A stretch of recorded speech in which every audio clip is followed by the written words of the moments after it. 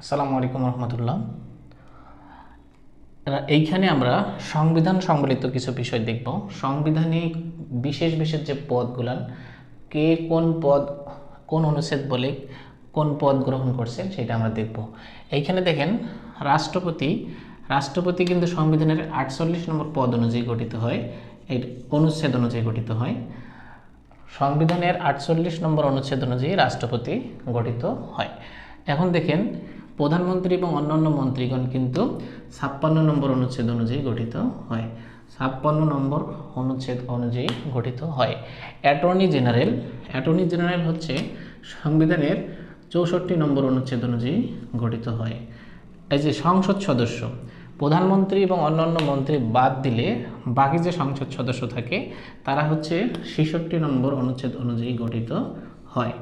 আবার স্পিকার এবং deputy speaker এনারা হচ্ছে সংবিধানের 74 নম্বর অনুচ্ছেদ অনুযায়ী এদের গঠিত হয়ে থাকে।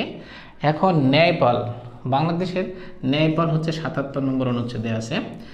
প্রধান বিচারপতি সম্পর্কে বলা আছে হচ্ছে 95 নম্বর অনুচ্ছেদে। সংবিধানের 95 নম্বর অনুচ্ছেদ অনুযায়ী বিচারপতিকে নিয়োগ দেওয়া হয়ে থাকে।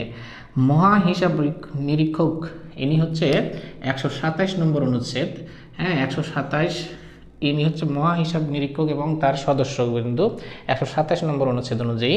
এখানে বিপিএসসি এর চেয়ারম্যান এবং সদস্যগণ 138 নম্বর অনুচ্ছেদ অনুযায়ী। বিপিএসসি গঠিত হয় 137 নম্বর অনুচ্ছেদ অনুযায়ী, কিন্তু তার সদস্য এবং চেয়ারম্যানকে নিয়োগ দেওয়া হয় মূলত 138 নম্বর অনুচ্ছেদ অনুযায়ী। এই যে মেইন যে বিষয়গুলান এগুলান আমরা একটু মনে রাখার জন্য হালকা করে এগুলান দিয়ে দিলাম। তো এই পর্যন্ত সবাই ভালো থাকবেন। আসসালামু আলাইকুম রহমতুল্লাহ।